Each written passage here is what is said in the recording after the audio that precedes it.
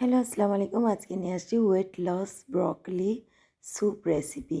তো এটা অনেক হেলদি এবং টেস্টি। দেখতে থাকুন, দেখতে কতটা লোভনীয় লাগছে।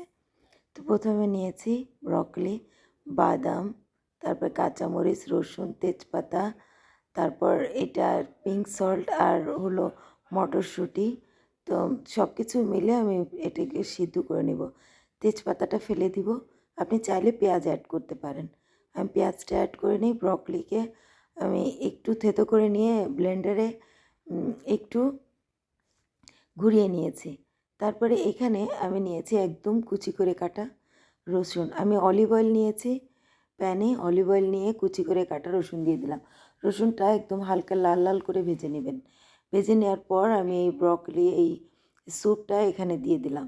দিয়ে ভালোভাবে নেড়ে 3-4 মিনিট আর একটা বয়েল দিয়ে নামিয়ে ফেলবেন। নাম তো একটা বয়েল হয়ে গিয়েছে, আমি নামিয়ে নিচ্ছি। তো দেখতে দেখেন কতটা সুন্দর লাগছে এবং এটা যারা ওয়েট লস করতে চান এটা খেতে পারবেন। তো উপরে দিয়ে দিলাম চিলি ফ্লেক্স আর হলো কিছু গোলমরিচ গুঁড়া। আর এখানে আপনি কোকোনাট ক্রিম দিতে পারেন। আমি নর্মাল দুধের ক্রিমটা দিয়েছি। কেমন লাগলো এই মজাদার ব্রকলি হেলদি স্যুপ? যারা ওয়েট লস করতে চান তারা খেতে পারবেন। আসসালামু আলাইকুম।